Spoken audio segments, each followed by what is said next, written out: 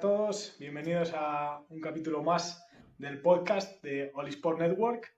Hoy mi compañero y amigo y presentador prácticamente de este podcast, David, no ha podido conectarse. Estará en futuros programas, en futuros episodios, no os preocupéis. Pero bueno, lo que sí que tenemos son dos invitados de super lujo. Tenemos a Kike y Patri, miembros de NIP Consulting, que claro, dicho así, pues vamos a ver que ellos nos cuenten un poco más en qué consiste esto de NIP Consulting. Muy buenas, chicos. Hola. Muy buenas, ¿qué tal? ¿Cómo estáis? Muy bien, la verdad, con muchísimo calor, pero muy bien. Aquí que estará más fresco, pero aquí te pueden Aquí morir. llueve, aquí llueve. Yo estoy en Bélgica y aquí llueve. No hay ola de calor. Sí. Bueno. Contadnos un poco, ¿qué es NIP Consulting? Bueno, me adelanto yo con esto si quieres, Patri. NIP Consulting es un grupo de investigación independiente que nace sin ánimo de lucro y que ejerce como consultoría científica. Entonces, básicamente, lo que somos son un grupo de investigadores profesionales que para facilitar la investigación en fisioterapia y la traslación de los conocimientos de neurociencia a los tratamientos físicos, especialmente del dolor, nace y nos dedicamos a ayudar a gente a hacer investigación. Si alguien quiere desarrollar un ensayo clínico, pues nosotros podemos desde aconsejar con el papeleo o con el diseño hasta hacer el propio ensayo clínico íntegro, redactar la publicación y enviarla a publicar. Básicamente somos un servicio de apoyo a la investigación sin ánimo de lucro. Ajá. Joder, qué interesante. O sea, sois teóricos puros, ¿no? Nos dedicamos, sí, a la investigación 100%.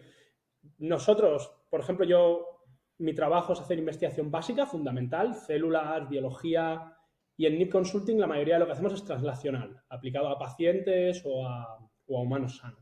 Ajá. Qué bueno. Y vuestra especialidad, o sea, vosotros sois fisios, aparte de eso, tú eres doctor, Patri es doctoranda, y vuestra especialidad es acerca del dolor, ¿verdad? Sí, sobre todo de la parte de la neurofisiología del dolor, del estudio de cómo funciona a nivel de las neuronas y demás. Como has dicho, Quique, como investiga también junto con Deli, con el otro codirector del NIP, han hecho la investigación en neuronas, puramente, en investigación básica. Entonces, esa información o ese campo se intenta trasladar a la parte clínica. Intentar dar una base fisiológica, sobre todo a técnicas de fisioterapia, para intentar mejorarlas o ser un poquito más específicos, sobre todo a la hora de estamos más especializados por unas cosas o por otras en el campo de la electroterapia.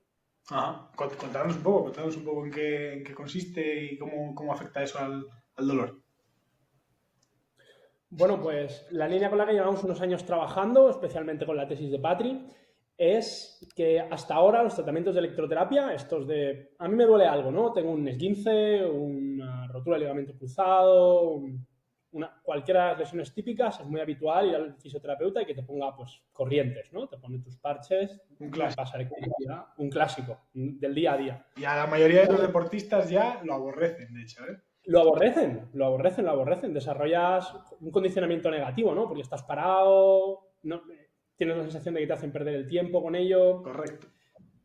Y es curioso porque cuando investigas cómo se ha llegado a eso, cómo se ha llegado a ese tipo de tratamientos, muchos de ellos son empíricos, los protocolos son empíricos. Se ha ido probando y se han establecido, pues este parece que va bien para esta circunstancia concreta. Entonces nosotros lo que intentamos es cambiar un poco esa situación y coger desde la fisiología, ¿no? Pues cómo funcionan los circuitos del dolor, cómo se pueden modificar y, por lo tanto, qué protocolos debemos establecer para modificarlos. Vale. Un ejemplo de ello sería, en el 65 se describe una cosa que es la puerta de control espinal del dolor, que esto es otra cosa que en realidad es de toda la vida, que es, a ti te duele algo, te haces un corte y lo aprietas, ¿no? Pones una presión mecánica. Vale. Y entonces, al activar las fibras mecanosensibles, que inervan tu dedo, estas en la médula inhiben la vía nociceptiva, disminuyendo la percepción de dolor. Esto lo publica Melzack igual en el 65. Y en el 73, unos años después, un inglés y un noruego descubren lo que es la plasticidad sináptica, la capacidad de la sinapsis de adaptarse, la base del aprendizaje, tanto motor como episódico. Y lo que dicen es que básicamente estos circuitos son modificables. Y entonces nosotros decimos, bueno, pues ¿por qué este circuito que inhibe el dolor no lo íbamos a poder potenciar, ya que precisamente Bliss y Lomo descubren la plasticidad sináptica mediante estimulación eléctrica? Y de esta forma mejorar de forma a largo plazo la inhibición de la vía nociceptiva. Ajá. Y eso es, por ejemplo, una de las principales líneas que estamos investigando y una de las que está más engranada en la tesis de Patrick, que es potenciar estos circuitos inhibitorios sobre la nocicepción a largo plazo mediante estimulación eléctrica. O sea, sería utilizar la estimulación eléctrica no solo como solución, sino también a lo mejor de una forma preventiva para el dolor. Pues como prevención no la hemos estudiado, pero la idea es modificar el circuito. No solo producir analgesia mientras ponemos la estimulación eléctrica, ¿Sí? que luego al quitarla muchas veces se va o dura un día, que eso es también por lo que la gente le coge bastante manía, que es porque dices, hostia, no me estoy solucionando nada. Entonces, Yo, como deportista, me ha pasado y me pasa que lo aborrezco. O sea, lo aborrezco totalmente. tío, ¿y por qué dirías que lo aborreces? Porque no me ha sido útil. Es que, claro, esa es la percepción, que tú mientras tienes la corriente puesta, pues sí, no te duele, pero te quitas la corriente, sales y estás igual. Estoy igual. Eso es. Sí. La idea es cambiar un poco eso. Es que un tratamiento modifique realmente tu tejido, modifique la función de tu sistema nervioso para que te produzca analgesia a largo plazo. Tenemos ahora un ensayo clínico a punto de salir que con una sola sesión producimos analgesia que aguanta más de una semana en pacientes con dolor cervical. Pero esto es Una estimulación muy cortita. Sí, 25 segundos. 25 segundos y ya estás una semana sin que te duele esa zona. Sí, con dolor disminuido, sí, con disminución del dolor. Que comparado con la corriente típica, los parches estos de toda la vida duran un día. Pero Ese es el grupo control del esto es estudio. una locura, ¿eh? Yo esto lo compro ya mismo, vamos. Es una optimización muy tocha, es uno de resultados, tío, pero es que al final las cosas hay que hacerlas con sentido. Al final, si vas probando, es como la dosificación del ejercicio, por probar infinito y nunca dar con la tecla. Claro, claro. Joder, me parece súper interesante. Me parece súper interesante. Como deportista, yo quería preguntaros, ¿influye durante este, a lo mejor, mira, durante este tratamiento de electroestimulación, ¿influye dónde esté el foco atencional del paciente?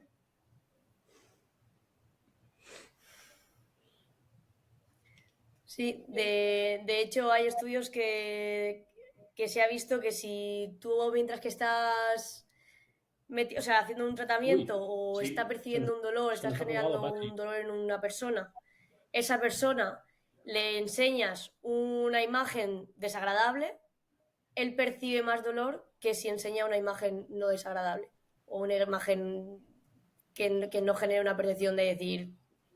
Ajá. Bueno, o sea, eso sería como una vía un poco relacionada con la amígdala, ¿no? Supongo. De hecho, esto ha llevado a algunos ensayos, sobre todo en niños, que se están empezando a hacer con focos atencionales externos, como realidad virtual o realidad aumentada, para distraer del tratamiento, sobre todo cuando el tratamiento tiene un componente invasivo, donde hay que utilizar agujas para poner la corriente. Y en cuanto a la base neural de la misma, tío, no está muy estudiado. Sí que se sabe que, por ejemplo, una imagen que produce miedo o tiene un fear conditioning, como puede ser ver una imagen de un lugar en el que has sufrido dolor anteriormente, tiene relación con el sistema límbico, la afectación amigdalina, pero el efector último, Sí. ya sea por predicciones desde cortes anterior cingulado dentro del sistema límbico o prefrontal, el efector último suele ser el gris periacueductal. Vale. El gris periacueductal en el tronco del encéfalo tiene la capacidad de integrar señales top-down, señales que vienen de centros superiores del cerebro, y regular el tono, la excitabilidad medular, haciendo que los mismos estímulos nocivos tengan mayor preferencia o menor para transferirse al sistema nervioso central. Vale. O sea que esa parte del tronco encefálico podemos decir que es donde está el dolor. Perdonad que me va fatal el internet. ¿Dónde está el dolor? Eso no se sabe, tío. Es una locura. A mí me parece muy llamativo. Es muy curioso, ¿no? No sabemos dónde se representa el dolor. O sea, ¿qué núcleos son necesarios? Claro, claro. No tenemos claro dónde está el dolor. Se sabe dónde están, por ejemplo, las percepciones táctiles, ¿no? Hay un homúnculo dentro de la corteza somatosensorial primaria que es bastante específico. Tú tocas un dedo y se activa una zona específica de esta corteza. Pero con el dolor no pasa tan preciso. O sea, ¿dónde se produce la identificación espacial del dolor? ¿Dónde se genera la conciencia de dolor? Eso hoy por hoy no se sabe. Sabemos mucho de nocicepción, pero muy poco de cómo la nocicepción se convierte en la experiencia dolorosa. Ajá. Bueno. Y se sabe algo, bueno, hoy está siendo un podcast de neuro 100%, pero bueno, aquí tratamos todos los palos. ¿Se sabe desde dónde llega al hipocampo, que es donde se produce el aprendizaje? Nosotros a través del dolor aprendemos un aprendizaje. Si no, nos moriríamos. Si no supiéramos que al hacer cierto gesto nos duele algo, pues nos moriríamos. Entonces, ¿se sabe desde dónde llega el hipocampo o tampoco? ¿Desde dónde llega la información nociceptiva al hipocampo?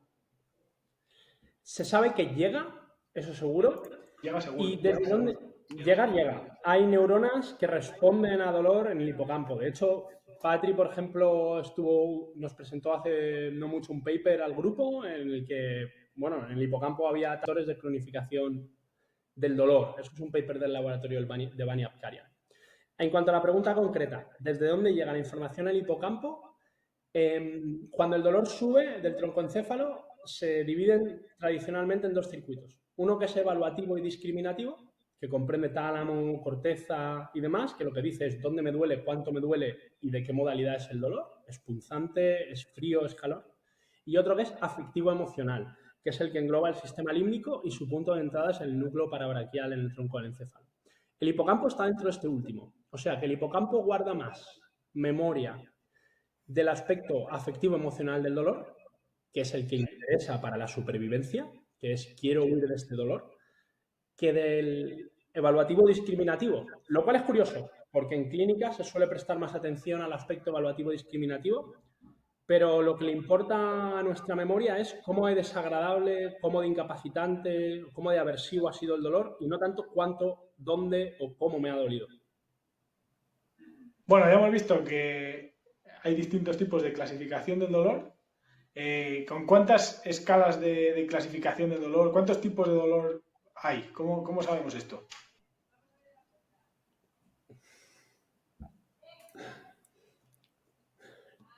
Esta es otra cuestión muy interesante que, claro, aquí nos topamos con una barrera de lenguaje, ¿no? Todas las experiencias de dolor son la misma, porque todos tenemos alguna experiencia de dolor que no es desagradable. Claro. La que puedes tener jugando un partido, la que puedes tener con el picante de la comida, cosas así. A nivel de neuro, hay un estudio muy interesante en resonancia magnética funcional que muestra que, por ejemplo, el patrón de activación cerebral en pacientes con dolor lumbar, ante su dolor lumbar espontáneo, y que les quemes la espalda, misma localización espacial, es completamente distinto. Ah, mira. Eso nos da a entender que la experiencia probablemente sea diferente. Claro. Pero a todo le llamamos dolor. Y hay una discusión que yo tengo mucho con mis estudiantes cuando hablamos de deporte. Porque la definición de dolor requiere que sea una experiencia desagradable que el sujeto trata de evitar. Tiene que tener un componente afectivo negativo. Pero alguien que corre ultras o que boxea sufre dolor, pero no lo evita. De hecho, se expone al mismo. Y siempre hay alguien que me dice, ¿es esto dolor? ¿Tú qué piensas? Claro. Yo en esta línea, pues yo trabajo también con boxeadores, y en esta línea sí que tenía una pregunta clarísima para vosotros, que es ¿cómo existe un factor motivacional en el dolor? Porque los boxeadores lo dicen. O sea, lo dicen abiertamente. No, a mí cuando me hacen daño me vengo más arriba. O sea, hay una parte ahí de gusto incluso. O sea, a ellos les gusta porque se sienten más poderosos, porque superan ese dolor y continúan y lo sacan adelante. Entonces, ¿cómo es posible este factor motivacional dentro de algo que se supone que es aversivo, como el dolor? No, simplemente estás superando la aversión al dolor cuando estás entrenando, porque estás poniendo tu cuerpo por encima del límite. Te duele todo. Cuando haces un entrenamiento de alta intensidad, te duele todo y sigues. Entonces, ¿cómo se refleja este factor motivacional? Pues mira, te voy a contestar con una población muy distinta a los deportistas, que son los religiosos y los sadomasoquistas. Mira, tú, que te parece un chiste, ya están todos, ¿eh? ¿Verdad? Entra un boxeador, un sadomasoquista y un religioso a un escáner de resonancia magnética y lo que les pasa es lo siguiente. Hay dos estudios publicados en la revista Pain de años diferentes, pero que son muy similares. Lo que hacen es darles estímulos dolorosos en uno a pacientes sadomasoquistas y en otro a pacientes religiosos, mostrándoles diferentes imágenes, porque es lo que puedes hacer dentro del imán de resonancia, es toda la pista contextual que puedes dar. Y lo que ven es que esa gente tiene umbrales de dolor aumentados, es decir, el mismo estímulo les duele menos, cuando selectivamente les muestras a los sadomasoquistas imágenes sexuales y a los religiosos imágenes religiosas. Es decir, no es que tengan menos dolor en general o que el dolor les dé placer en general, sino que hay contextos, probablemente debido a su contenido declarativo y su relación con el dolor, en los que el dolor se ve modulado. Y esto recapitula cosas de las que hemos hablado antes. Este sistema afectivo emocional regula el gris periacueductal en el tronco del encéfalo, que hace que el dolor en la médula se procese menos en determinados contextos. ¿Qué quiero decir?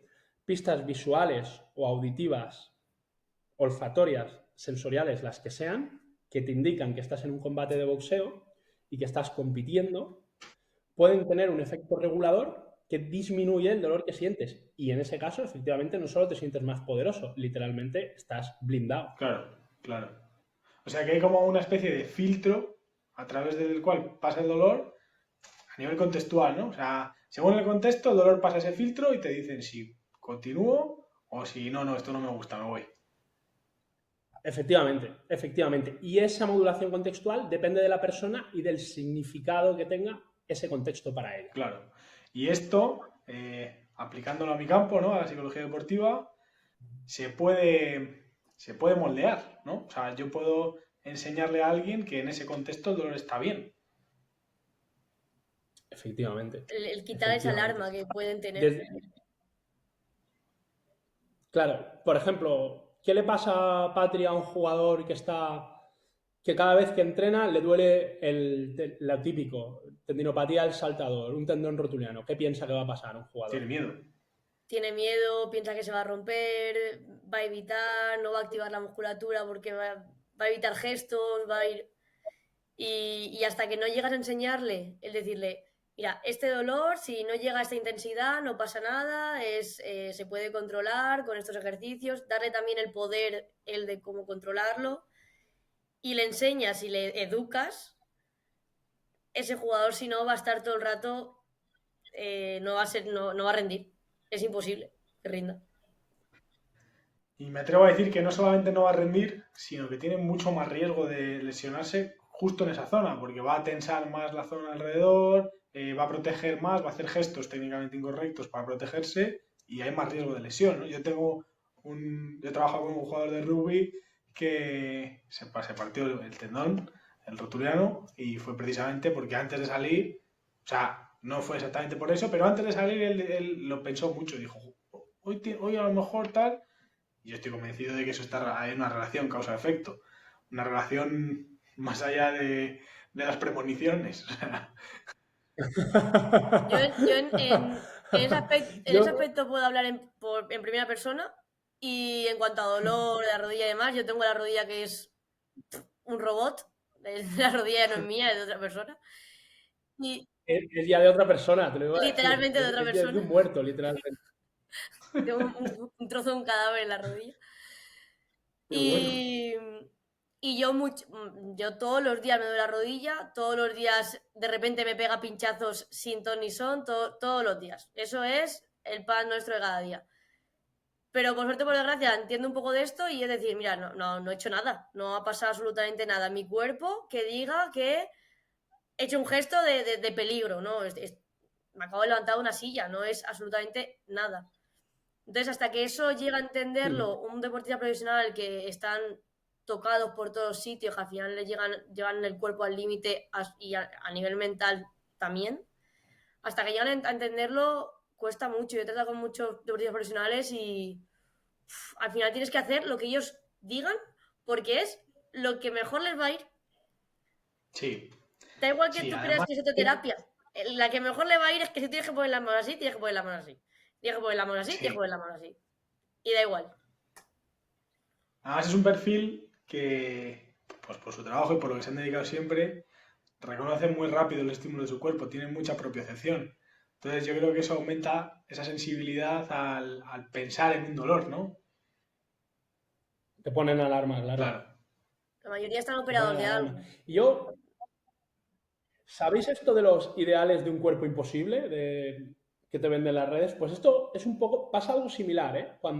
Si por ejemplo el ideal de un deportista profesional es no tener ningún dolor, Es imposible. estamos intentando buscar un ideal un poco imposible, ¿no? Y eso nos va a hacer, paradójicamente, vivir en alerta al siguiente dolor. Yo soy alpinista y tengo un compañero que es fuerte a morir, pero cualquier dolor lo mete en pensar algo he hecho mal, primero, me responsabilizo, algo yo he hecho mal que ha excedido la capacidad de mis tejidos y algo está mal en mi estructura que va a evolucionar a mal salvo que yo haga algo. O sea, no solamente hay un miedo, sino que además hay una culpa. Hay una responsabilización y una premonición de esto va a ir mal salvo que yo haga algo. Cuando la realidad es, el dolor aparece a veces sin ninguna causa relacionada con el entrenamiento, porque es parte del mismo, y la mayoría de veces se va a autorresolver sin que tú hagas nada. Eso aplica como al 90%. Mi Es entrenador de curioso. toda la vida, yo hago esgrima. Mi entrenador de toda la vida siempre me ha dicho, preocúpate el día que no te duela nada. Claro, Siempre me lo ha dicho, claro, siempre. claro. Y hay algunos dolores que puedes recuperar la funcionalidad incluso con el dolor ahí, ¿no? Yo me acuerdo de un investigador que me decía, yo me fui a California a investigar y pensaba y al principio no me entendían porque hablaba con mucho acento. Y pasados unos meses dije, hostia, ya hablo inglés de puta madre, me entiende todo el mundo. Y lo que había pasado es que se habían acostumbrado a que hablara como el culo. Pero eso soluciona el problema también. Sirve, ¿no? Sirve para funcionar. O sea, yo creo ahí también volveríamos un poco a ese foco atencional, ¿no? Deja de estar el foco atencional en el dolor porque es algo al final que se normaliza y vuelve a estar pues en la técnica, en la táctica, en cosas que realmente pueden controlar y empieza a funcionar mejor. Pero claro, nos encontramos con que el foco atencional, esto es algo que David me ha insistido mucho y dice, por favor, habla mucho del foco atencional. El foco atencional puede ser que lo controles tú o que no, puede ser estímulos arriba abajo o abajo arriba. Entonces, claro, depende del umbral de dolor del que estemos hablando, puedes o no puedes hacer eso. Y también si te Evidentemente, dicen un no balazo pienses en en la el pierna, no. elefante, si te dicen no pienses en el elefante de rosas, vas a pensar en el elefante de rosas. Claro, eso no tiene sentido. Entonces, el decir no pienses en tu dolor, ¿cómo no voy a pensar en mi dolor si es que me duele? Claro. Evidentemente eso no tiene sentido. Pero, por ejemplo, de hecho, todos los mensajes de no pienses en son absurdos. El no en una comanda no tiene mucho sentido. No hay estímulos negativos para el cerebro, no hay estímulos negativos. No existe. Entonces, yo puedo tener a un atleta, a un esgrimista, decirle, venga, a la siguiente acción, piensa en esta zona de la pista, piensa en tal, pero va a haber un umbral de dolor que se lo permita y uno que no, entiendo. Sí. Hay un momento en que el dolor es tan saliente que no hay modulación atencional. Y eso también hay que tenerlo en cuenta, los límites de la modulación cognitiva del dolor. En 2013 sale un paper muy importante en Nature Reviews in Neuroscience de Catherine Basnel que se llama Modulación atencional y emocional del dolor. La modulación atencional puede variar cómo de intenso se percibe el dolor, pero no cómo de desagradable es este. Si un dolor es totalmente incapacitante o totalmente desmotivador, distraer al paciente muchas veces puede no ser suficiente. Claro. Eso es un caso complejo y los casos complicados son paradójicamente de los que menos se hablan porque te van quitando herramientas.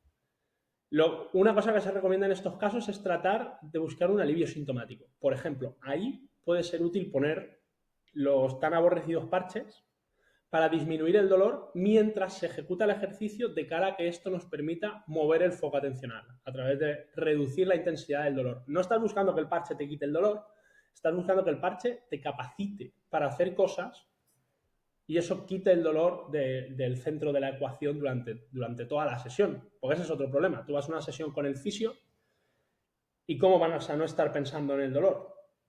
Bueno, el fisio muchas veces hace una labor ahí de diálogo muy potente también, ¿eh? Mucho hay que comer la cabeza, sí.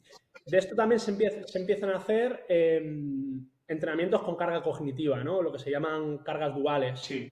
De poner a alguien a dividir hacia detrás mientras haces un ejercicio de coordinación de pies. Y en el fondo muchas veces eso te reduce la performance, pero no quieres performance. Lo que quieres es que el sujeto esté a otra cosa. Claro, en ese momento no hablamos de aumentar el rendimiento como tal, sino que estamos hablando de una fase de recuperación. Efectivamente. Primero que se mueva bien, que se mueva simplemente y después ya... Claro. Qué bueno, qué bueno. E intuyo además que afecta, por supuesto, la alimentación y el descanso, ¿no? A la gestión del dolor. De esto habrá mogollón de estudios. Y yo quería preguntar porque sí que hay muchos alimentos que son analgésicos. Tío, yo te iba a decir que eso es un poco la caja de Pandora, porque ahora mismo yo tengo aquí un proyecto sobre enfermedad de intestino irritable y dolor, y estamos pidiendo otro sobre insomnio y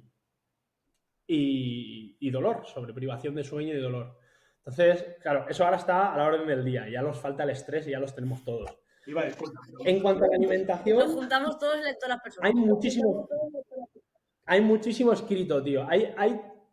Es que podríamos ir a lo básico, pero te podría contar unas movidas. Por ejemplo, alguien con disfunción, con neuropatía, o con neuropatía, ¿vale? Alguien con un dolor crónico, algo le pasa en la microbiota, que si tú coges un ratón con neuropatía y le haces un trasplante de microbiota a otro ratón, de microbiota intestinal, se te sensibiliza al dolor. Eso es Lucarini y colaboradores, está publicado en Pain, no me acuerdo del año. Lucarini es una italiana muy maja.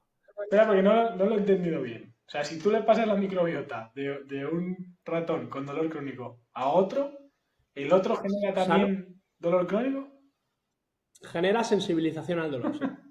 Esto es una locura, esto del dolor. O sea, claro. Es como que cuanto más estudias, menos sentido tiene. Pasa como con la física cuántica. Tío, te lo iba a decir 100%. Es el tipo de resultado que no te resuelve nada, solo te jode la cabeza. Dices, si esto ya estaba complicado, ahora está más complicado. Es maravilloso. Es literalmente eso, tío. Otro resultado muy loco. Aguilera Lizarraga, Nature 2020, creo que es.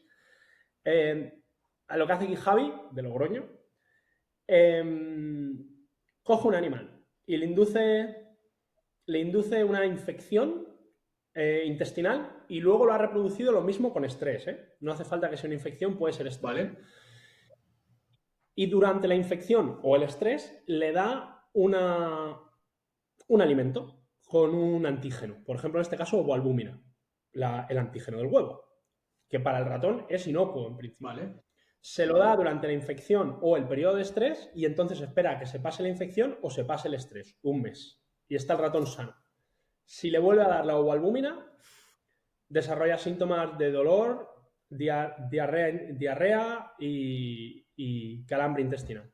Bueno, eso es una asociación pura y dura al alimento, ¿no? Tal cual. Es aprendizaje asociativo, pero alimentario. Y entonces se van a qué lo produce y son los macrófagos del intestino que guardan memoria de he estado activado por la infección o por el estrés a la vez que se me ha presentado este antígeno, entonces ahora siempre que se me presenta el antígeno me inflamo. Es una alergia adquirida, es un aprendizaje inmunológico. Madre mía, vaya barbaridad. Imagínate las consecuencias. Eso da para mucho, que te den un alimento cuando tú estás jodido, ese alimento te va a sentar mal. Sí. O tienes más papeleta de que te siente mal. Imagínate en un deportista, por ejemplo, se me ocurren de los de resistencia, los geles, que es un alimento muy concreto que tú solo tomas durante una prueba deportiva y durante esa prueba deportiva te descalabras una rodilla. ¿Puedes esperar que la próxima vez que te tomes un gel? Pues a lo mejor eso abre la puerta a este tipo de cosas y complican. Ya no solo es alimentos buenos y malos, sino la historia personal del deportista en relación con esos alimentos, que eso sonaba a pseudociencia si lo hubieras dicho hace 10 años. Sí, totalmente, totalmente. Claro, claro, a ver, si lo desglosas todo al final tiene un sentido, pero uf, hay que ahondar mucho en toda la historia alrededor de ese dolor para poder trabajarlo, ¿no? Al final me gusta porque va en la línea del concepto nuestro, ¿no? Del concepto holístico del deporte que queremos plantear. Es el concepto en el que afecta todo, o sea, todo afecta en el rendimiento del deportista. Entonces, bueno, esto es un claro ejemplo más de cómo funciona esa visión que le damos.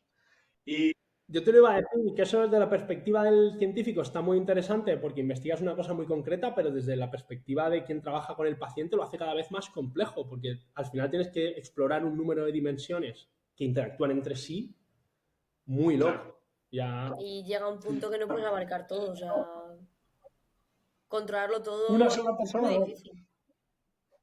una sola persona Una no, sola yo persona estoy de no. acuerdo. Por eso, una de las Sí. cosas que defendemos de aquí es que el trabajo es multidisciplinar y por lo tanto es de un equipo entero. O sea, yo puedo abarcar qué factores psicológicos son los que abarcan, los que afectan esa lesión, qué nivel de estrés tenía en ese momento competitivo cuando ha sucedido para que en el momento en que lo vuelva a tener o tratar de replicarlo para poder entrenarle sin ese dolor en ese momento. Pero, claro, yo no puedo abarcar a nivel nutritivo, porque para eso necesito un nutricionista en el equipo, o a nivel técnico, o a nivel, etcétera. Y así con todo. Y así con todo. Entonces, bueno, muchas gracias, porque esto es un poco lo que defendemos y lo habéis sacado así como si nada. Es más, Me alegro que alguien lo aprecie, ¿eh? Me alegro que alguien lo aprecie. no, desde luego. Y volvemos también, ¿no? Pues eso, ¿no? A ese nivel de estrés, que si duele algo a determinado nivel de estrés, podemos decir que cuando vuelva a tener ese nivel de estrés es más probable que te vuelva a doler, aunque no haya algo físico que lo haya causado. De eso también nos podemos enriquecer nosotros, en mi caso yo como psicólogo deportivo, sabiendo que a determinado nivel de activación que alcanza un deportista, si anteriormente se ha lesionado ahí, puede correr más riesgo. De hecho, hay investigaciones en pacientes con dolor crónico, con fibromialgia, por ejemplo, que demuestran que a partir de cierto nivel de fatiga, la fatiga, por ejemplo, cognitiva y física empiezan a cruzarse. Tú le pones a un paciente una tarea de alto nivel de estrés cognitivo ¿Sí? y empieza a fatigarse físicamente. Que eso, por ejemplo, en escalada se ve mucho. Cuando llevas mucho rato pasando miedo, actividades que normalmente sin el factor miedo podrías hacer físicamente sin problema, empiezas a bajar performance Claro.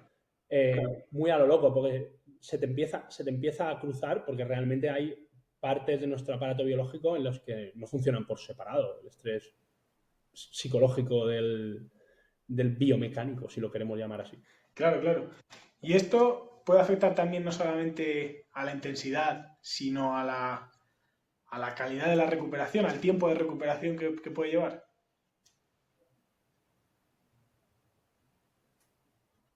Eso quizá Patri está más capacitada para contestarlo. Patri, ¿tú dirías que es más fácil rehabilitarte para situaciones de bajo estrés o para algunas de alto estrés competitivo? ¿Qué dirías que lleva más De tiempo? bajo estrés, si tú pones a una persona que, pongamos miedo, ¿vale? Si a mí me da miedo saltar 1 metro, si me pones directamente a saltar ese metro, yo no voy a hacerlo. Entonces, Claro. y después si pones también, hablando de, me quito yo de la ecuación, si pones a deportistas, por ejemplo, una persona que se tuerce el tobillo y tiene el 15 de tobillo de forma reiterada, además, un jugador de baloncesto. Si ese jugador de baloncesto tú lo sacas de la camilla, le haces un montón de trabajo fuera de la camilla, pero sin tocar balón, nada de entrar en pista, y directamente, aunque fuera de pista ya he hecho todos los tests y todo lo que tú quieras posibles de que puedes saltar, puedes hacer pliometría, cambiar de dirección, todo lo que tú quieras. Pero si directamente de eso lo pasas a un partido, hay muchísimo más contexto que genera muchísimo estrés a un deportista dentro de competición. Entonces, yo pienso, dentro de lo que yo he visto o lo que he vivido, tanto como deportista como de fisio de deportistas profesionales, que el enfrentar a un jugador que está recuperando a un nivel de estrés alto de primeras va a ser contraproducente. El querer ir rápido muchas veces es contraproducente y hay veces que no hay otra forma de hacerlo. Porque Ya, a ese veces no jugador me cuesta gusta. dinero y entramos en temas que no nos gusta nunca, el tema de salud, pero es la realidad y tienes que hacer malabares. Claro, claro, claro. Bueno, ahí tal vez podamos sacar un poco partido, ¿no? de todo lo que hemos venido hablando y intentar modificar ese foco atencional, intentar trabajar, ¿no? Esa motivación que hemos dicho que puede ser beneficiosa de cara a afrontar un dolor. Pero claro, también nos encontramos ahí en una búsqueda de un equilibrio muy delicado.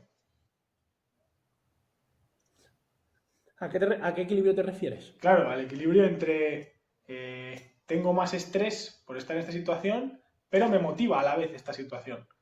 El equilibrio es muy delicado y hay una que va a favor del dolor y otra que va en contra. Hay una cosa que muy poca gente se plantea, o por lo menos a mí me sale el tema menos a menudo de lo que querría cuando hablo con gente del deporte, que es ¿por qué aprendemos a mejorar el rendimiento? Me explico. Un juego como el básquet o como el tenis, en el que al principio hay gestos motores complejos que suelen resultar en fallo. Los primeros 100 triples que tiras, metes dos, Sí, con mucha suerte. ¿Por qué empiezas a meter más? ¿Por qué no integras el patrón motor de los 98 tiros que has fallado y empiezas a integrar el patrón motor de los dos que has metido? bueno, yo creo que porque tratas de replicar realmente los que has metido. Entonces, el resto de información la Claro, descartas. exacto. ¿Y por qué? Porque te produce recompensa. Sí, claro.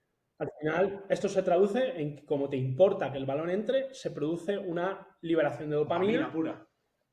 a nivel neurofisiológico, que en concreto en los ganglios de la base, que están implicados en la generación de los patrones motores, fomenta la plasticidad, permitiendo que se graben los patrones motores que te producen una recompensa. Y tiene todo el sentido del mundo a nivel evolutivo, como tú decías antes, que es, esto me gusta, voy a hacerlo así más veces. Sí, Es simplemente eso. El dolor, por supuesto, rema en la otra dirección. Esto me produce dolor, voy a evitar este patrón. sí. Llevándonos también a algo que se encuentra. Pero esto muchas veces se olvida en el tratamiento del deportista, que es la motivación está muy bien dentro de pista, dentro del entrenamiento, pero ¿qué pasa con el tratamiento? Si en el tratamiento no hay un componente de motivación, no esperamos que genere ningún tipo de memoria o de aprendizaje. Claro. Y esto es una lucha que tengo, perdona, Patri, esto es una lucha que tengo con algunos médicos que enseguida llega uno y no, esto en X tiempo ya estás corriendo. O esto de tal, genera una presión en los deportistas y un malestar y eso va a la contra totalmente de la recuperación. Increíble, increíble. O sea, una cosa brutal. Va al revés, al revés. Y a medida que se acerca, peor, porque es que este ya estaba corriendo a las 3 semanas y es... Me corre el reloj y no llego, algo va mal. Exactamente, exactamente. En 3 meses me han dicho que tengo que estar corriendo y yo me acabo de quitar las muletas. No puedo Sí, sí, correr. Y el fantasma así de la esa frase. cirugía. Algo me tendrán que hacer, me tendrán que operar. Sí, sí, sí, ya está.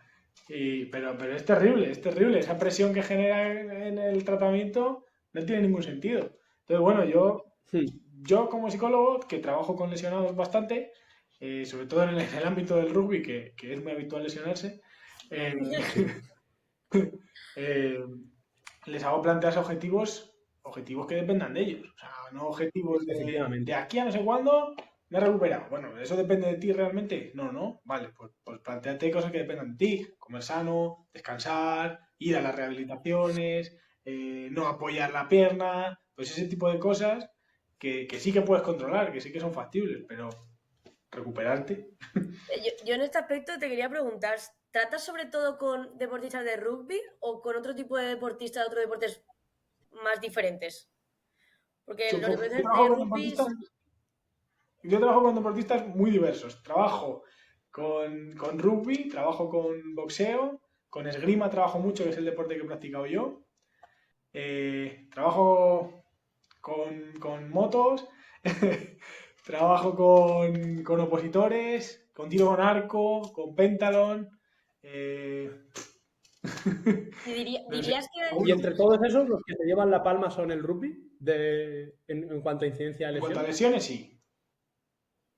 Sí, pero también es cierto que están más desensibilizados. O sea, se lesionan y siguen. Sin embargo, en el esgrima que yo lo practico, se lesionan y paran, no pasa nada. También es cierto que en el esgrima no somos profesionales. O sea, no vivimos de ello. En rugby, en cambio, hay gente que sí, claro. Entonces, lo que nos jugamos es un poco distinto. sí, pero es curioso porque aunque no te juegues, no ganes dinero y no vivas de ello, sobre todo en deportistas más jóvenes, se les va la vida en ello. Y Sí, piensan sí. que si no entrenan al día siguiente o si ese partido no lo juegan, se van a morir. Y Es cierto. ahí se tiene que trabajar de una forma de, no es este partido, es 2 años siguientes que tienes que jugar. Y siguen no son profesionales, son chiquillos de Es cantera cierto. que quieren ser, yo qué Es sé. cierto, pero su planteamiento es serlo. Claro, claro. Y también para alguien de 30 años lo importante es el sueldo, pero para alguien de 16 quizá todo tu entorno social y gran parte de tu identidad sea ser deportista, ¿no? Ser jugador Sí, de. sí. Ahí es muy importante hacerles ver que ser deportista también consiste en un montón de cosas que no están ni dentro de su zona de entrenamiento, ni en el gimnasio, ni en las competiciones. Ser deportista abarca muchísimas cosas más y entre ellas ser cuidadoso con las recuperaciones, por supuesto.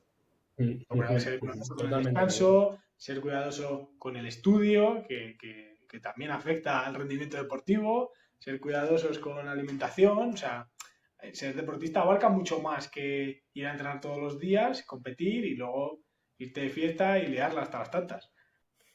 No, a lo mejor eres un poco deportista, pero hay otras cosas que te las estás saltando. Totalmente de acuerdo, totalmente de acuerdo. Ser deportista va mucho más allá de lo que hagas en la Es pista. así. Ser deportista al final es una forma de vida. Y cuando consigues que integren que dentro de esa forma de vida la recuperación de las lesiones es algo que está ahí y que puede suceder y que recuperarse bien es primordial, pues yo creo que ahí hay mucho, mucho terreno ganado.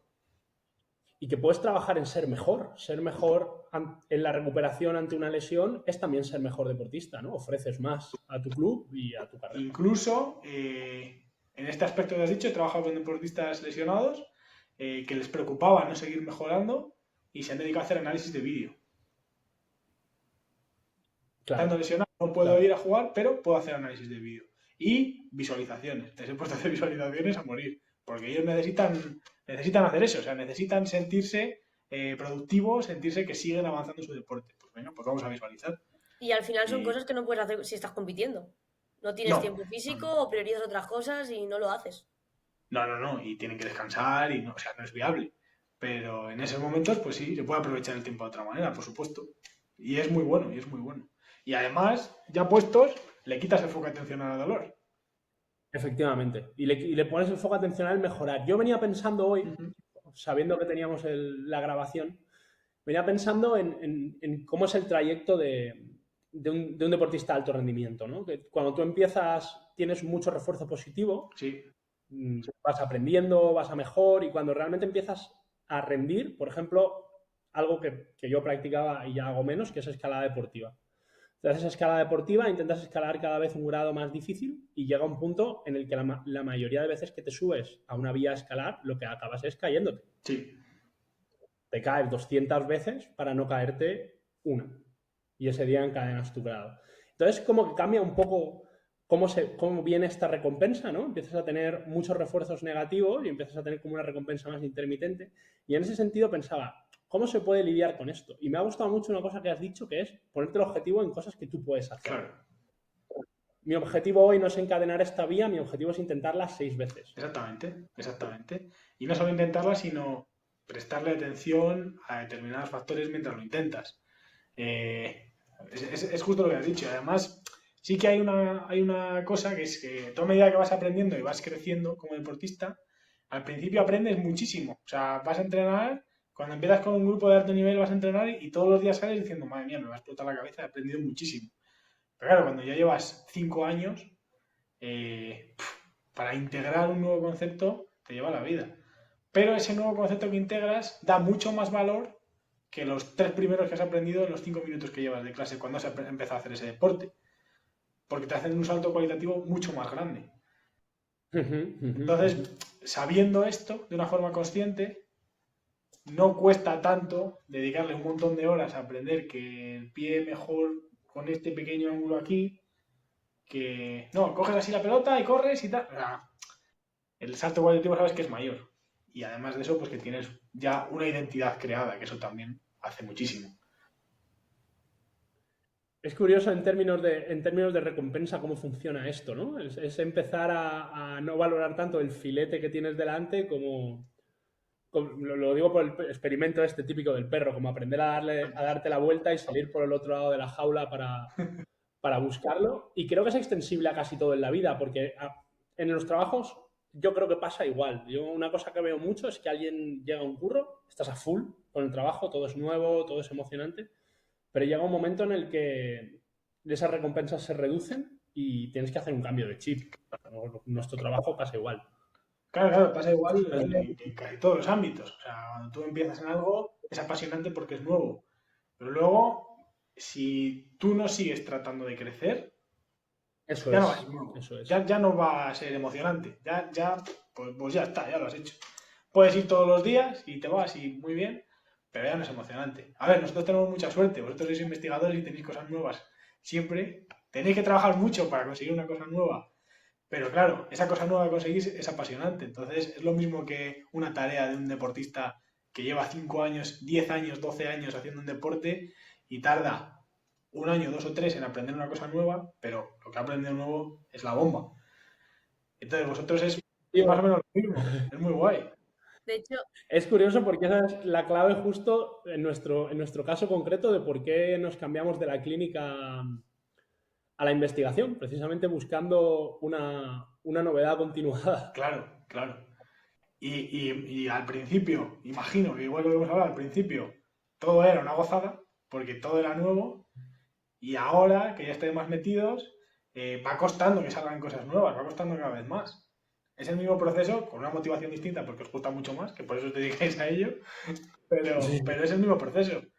Yo tengo Sí, mucha suerte sí. también, porque yo me dedico a la psicología deportiva y cada deportista que me viene es un mundo distinto, porque es una personalidad, una identidad distinta, unas motivaciones distintas, todo es distinto. Entonces, sí, yo al final tengo un bagaje de herramientas que les enseño, pero se lo tengo que enseñar de forma distinta, en momentos distintos, generan nuevas situaciones, entonces, bueno, interacciones, tal, o sea, es muy chulo porque son cosas nuevas siempre. de hecho en el grupo, yo soy un poquito la que siempre poner un poquito los pies más en la tierra o algo así. Y es que cuando alguien dice, yo quiero investigar, siempre dice, pues venga, para adelante. Y yo digo, bueno, de aquí a unos meses vemos si quieres seguir investigando. Porque al principio dices, sí, yo quiero descubrir cosas nuevas, pero el primer año te lo compro. Los siguientes Claro. ya, lo que has dicho, la recompensa cuesta mucho más que llegue. Y hay veces que vas alargando un trabajo continuamente durante mucho tiempo y no tienes la recompensa y dices, que no tengo nada de esto. Es así, y en el mundo del deporte es así. Si tú vas a cualquier equipo de fútbol del mundo, que los niños tengan 14, 15 años, todos ellos se quieren dedicar profesionalmente al fútbol, todos. Y quieren ser futbolistas profesionales. Pero un equipo de un barrio, de un pueblo, no te hablo de un Atlético de Madrid, cualquier niño que esté entrenando a eso se quiere dedicar a eso. Ahora, vete con 20 años. sabes todo lo que tienen que dejar de lado para poder dedicarse a eso. Claro, es que estadísticamente no tiene sentido que el 100% de los practicantes quieran dedicarse Que profesionalmente no a tiene ello. sentido. Claro que no lo tiene. Esto no es ataca. Esto no. Claro. No estamos todos seleccionados para ser buenísimos en esto. Claro, no tiene sentido. Entonces, bueno, al final en la persistencia está la clave y el que más lo quiere, con más ganas lo tiene, más le motiva, es el que más va a seguir. No quiere decir que sea el que vaya a llegar, ¿eh? No quiere decir eso. Quiere decir Es el que más va a que es el que insistir. más va a insistir, Claro. eso sí. Sí. Sí. Vale. ¿Qué más? ¿Tenéis alguna pregunta, algo que queráis compartir con nosotros? Pues yo algo a lo que le doy bastantes vueltas es, tío, ¿tú dirías que en tu experiencia la personalidad de la persona que tienes delante te permite predecir cómo de bien le va a ir salir de una lesión? Que alguien te cruza los primeros 20 minutos y dices, ¡fuf! A este le va a ir bien. ¡Oh! ¡Qué buena, eh! O sea, no me lo he planteado porque he conocido a gente, pero nunca he pensado, si este se lesiona. Eso, justo. Pero bueno, Justo seguramente te ahí estoy sí preguntando. hay un factor de. O sea, ahora, pensándolo ahora en frío, ¿eh? O sea, nunca no lo había pensado. Pero si es una persona optimista, seguro que le va a ir mejor. Y yo creo. Esto me la voy a jugar porque no tengo ninguna base, ¿eh? Tírala, tío. Creo que si es una persona abierta a la experiencia y si es una persona más, pues eso, más abierta a la gente también, eh, yo creo que le iría mejor también en la recuperación a la lesión. Porque tiene una forma de afrontar la vida más positiva. Entonces, la gente que tiene una visión más negativa, que pues eso, que le da más vueltas, que enseguida hay más neuroticismo, piensa que les va a ir mal, pues esto me va a volver a pasar, yo creo que esas personas tienen peor desempeño. No se me ha dado el caso, o sea, no he llegado ahí con alguien, se sí que he trabajado en miedos, sobre todo con lesiones recurrentes, pero no he conocido a alguien y he dicho, hostia, este se lesiona para mal. Catastrofismo se llama eso. Y es uno de los principales predictores de desarrollo del dolor crónico. Es que con esto en la neurociencia, tío, pasa una cosa muy curiosa, que es que somos los que más tarde llegan a todo, ¿no? La gente que investiga en percepción lo que hace es investigar los mecanismos de cosas que los magos o los pintores han descubierto hace muchos años, ¿no? Sí. Los pintores ya saben cosas de perspectiva que sin saber los mecanismos biológicos que hay detrás, saben que funcionan así. Entonces, un poco te preguntaba por eso, porque al final la inspiración viene un poco de ahí, de decir, pues la gente que está ahí al pie del cañón, ¿qué es lo que observa? Porque luego eso muchas veces tiene un raciocinio. Claro, luego tenemos una persona a lo mejor con una personalidad a lo mejor más narcisista o con una personalidad excéntrica, gente que le gusta llamar la atención, estoy convencido de que llevarían mucho peor una lesión. Por la cantidad de atención que van a prestar en esa lesión y que van a demandar de los demás en esa lesión. Entonces, al final, va a ser recurrente en ello. Tío, hay un paper de Iwan St. John Smith que salió, es que ya no me acuerdo en qué año vivo, si no el año pasado, hace 2, Bueno, que justo investiga qué especies, desde la biología evolutiva, qué especies son más propensas a desarrollar dolor crónico, ¿vale? Porque los herbívoros están como blindados ya. al dolor. No. Blindados. Un ratón puede tener una pata semi muerta que va a correr normal, porque si el ratón es el que anda raro, igual que un antílope, es al que se van a comer. Exactamente.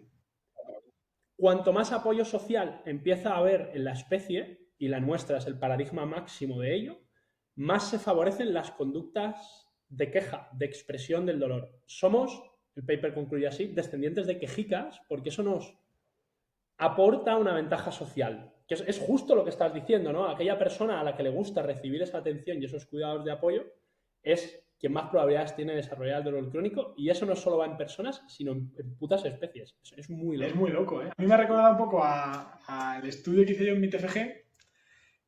¿Sí? ¿Dime? Lo hice sobre etología. Yo hice mi TFG sobre... Son 5 especies de pájaros que vienen del mismo antecesor. que son las avestruces, los ñandús, los emús, los kiwis y los casuarios. Entonces yo estudié cómo se desarrolló la agresividad en esos distintos contextos para ver qué bases eran biológicas, o sea, qué bases eran heredadas y qué bases eran aprendidas. Y una de las conclusiones fue que los kiwis no tienen puestas de varios huevos como el resto de las aves, sino de uno solo. Entonces, no tienen esa agresividad social. No generan esa agresividad social que se genera jugando de pequeño. Cuando juegan todos los cachorros que juegan a peleas, a empujarse, a ver quién llega antes a la madre. Esa es una agresividad. Pues son todos hijos únicos. Exactamente, exactamente. Hostia. Yo soy hijo único también, ¿eh? Pero bueno, hemos ido al cole, no pasa nada. Bueno, claro, es verdad, has tenido tu ración de violencia. El kiwi se dedica a huir toda su vida. Entonces, no hace agresividad social, no hace una agresividad con un fin de conseguir algo. Y eso no se genera porque no tienen juego. O sea, no tienen ese juego agresivo siendo crías, o sea, siendo polluelos. En el resto de las aves que tienen puestas de varios huevos, sí que lo hay. Hostia, me ha volado la cabeza, tío. El kiwi me ha reventado la cabeza. Pero claro, es verdad que ese tipo de aves hay algunas que son muy agresivas, claro. El casuario es súper agresivo, pero claro, no tiene depredadores. No tiene depredadores naturales. Exactamente. ¿Quién se va a meter con un casuario? A mí me mata. Yo no me pego con un casuario. Claro. No, son peligrosos. Yo por lo que he leído son bastante peligrosos. Han matado gente, o sea, son peligrosos. Joder. Tío, a mí esto me hace pensar, y esto va un poco loco, Dale. porque voy a meter la mitología griega, pero Héctor sale a defender Troya ante Aquiles, ¿sí? ¿No? Mientras los demás se quedan detrás. Y esto va con un poco con lo de los descendientes de quejicas y por qué idolatramos a los héroes o a la gente que sale a plantarle cara al león, ¿no? En este caso Aquiles era peor que un león.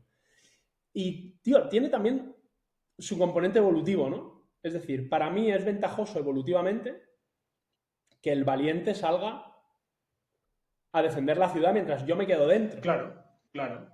Entonces voy a recompensar socialmente ese comportamiento porque mejora mis posibilidades de supervivencia, aunque paradójicamente disminuye las de esa persona, que sí que va a obtener a cambio una ventaja social, pero a cambio de una exposición a riesgo, ¿no? Lo que sería la prima por peligrosidad de un trabajo. Es así. Aquiles lo defiende al principio de la película de Troya y lo defiende cuando va a luchar contra Boadrio, que le dicen, ese hombre es enorme, yo nunca lucharía con él. Y dice, por eso nadie recordará tu nombre.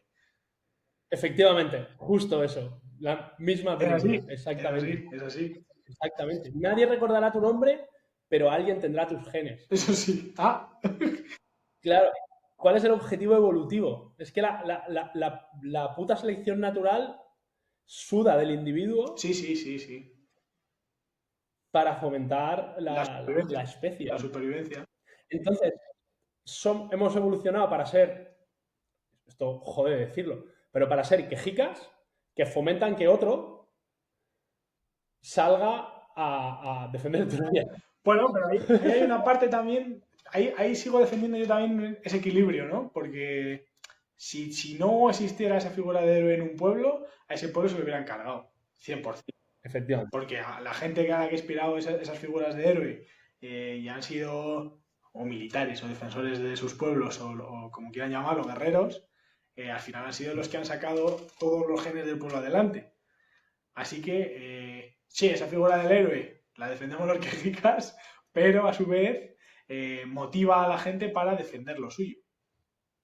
Claro, tenemos que darle una recompensa, porque si no, solo con quejicas no podemos mantener el pueblo. Solo con quejicas no. Ahí hay un equilibrio también, Sí, debemos fomentar esa recompensa. Sí. De hecho, ese equilibrio se estudia, en metodología se estudia con teoría de juegos. Hostia, John Nash acaba de la mitología griega. John Nash entra en el juego. ¿Qué pasa, yo? Entra a jugar contra el emú. Claro, ahí se estudia y se estudia siempre con el ejemplo de halcones y palomas. Si hay más población, o sea, un halcón no lucha contra otro halcón porque tiene poco índice de victoria, pero un halcón sí que lucha contra las palomas. Y una paloma no lucha contra palomas y una paloma no lucha contra halcones. Pero sí que hay un equilibrio al final entre la cantidad de palomas y la cantidad de halcones que hay. porque si solamente hubiera palomas, los halcones se tienen que pegar entre ellos y eso tampoco interesa. Claro, acabas teniendo vale, por eso acabas teniendo un Es que equilibrio. y si no hay halcones, va a haber palomas a tutiplén y se van a quitar el alimento entre ellas también. La única situación sostenible es un punto intermedio, que es exactamente lo que estamos hablando entre valientes y quejicas. Entre valientes y quejicas, eso es. Sí. Estaría chulo ver si hay un correlato genético de eso. Ver si hay rulando por ahí una línea de... Hombre, ¿cuál es el gen de quejica y el gen de héroe? Que reducirlo a algo monogénico es siempre muy trivial, ¿no? Pero ¿cuál es el perfil genético de uno y otro? Es mejor no saberlo, ¿eh? Sí, gata, porque vamos en gata. Mejor no saberlo. Tío, una paja mental, yo los proyectos que se me van ocurriendo, me los voy anotando, ¿no? Y una paja mental de un proyecto que tengo por ahí apuntado, se llama Proyecto Brave, y justo trata de esto, ¿no? Tú coges un ratón, ¿Sí? lo pones en una jaula, ¿no? Y para beber tiene que pulsar una palanca. Y esa palanca, de manera aleatoria, con un porcentaje que tú determinas, de vez en cuando le da un electroshock. Sí. ¿No?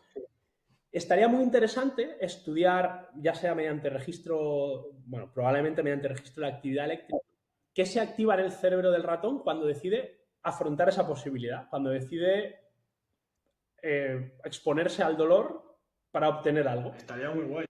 Con agua no, pero con cocaína o con orgasmos muere electrocutado seguro. Claro, y podrías jugar con eso, con la probabilidad del castigo, con la intensidad de la recompensa. Claro. ¿No? ¿Cuánto estímulo necesita cada ratón para ser valiente, ¿no? ¿Dónde están esos umbrales? O la intensidad de la recompensa, lo que hablábamos, puedes poner cocaína orgasmos, puedes poner agua con azúcar, Sí.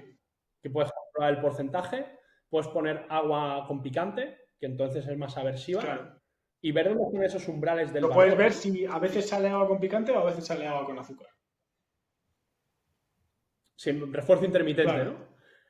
Intentar ver los correlatos neurales de eso para decir qué se activa para ser valiente e imponerte al dolor y cuánto se entrena. Si yo esto lo hago mucho, ¿me habitúo o todo lo contrario? De hecho, si hay ratones que se habitúen y ratones que hagan lo contrario, ¿qué ha pasado en sus... ¿Qué ha pasado biológicamente para que diverjan? Claro. Esto estaría muy interesante. Eso es un proyecto muy guapo, ¿eh? A mí se me ocurrió un día y lo tengo apuntado, pendiente de pedir dinero para eso. Estaría muy, muy interesante, ¿eh? Lo estaría, vaya. Sí. Oye, chicos, pues me ha gustado muchísimo hablar con vosotros. Sé que esto a David le va a dar una rabia del copón. Le mandamos un abrazo enorme. Y nada, muchas gracias. Esta es vuestra casa, Olisport Network. Cuando queráis contarnos novedades, nuevas cosas que hayáis aprendido o simplemente participar, estáis invitadísimos. Y lo dicho, muchas gracias y bienvenidos. Un gusto.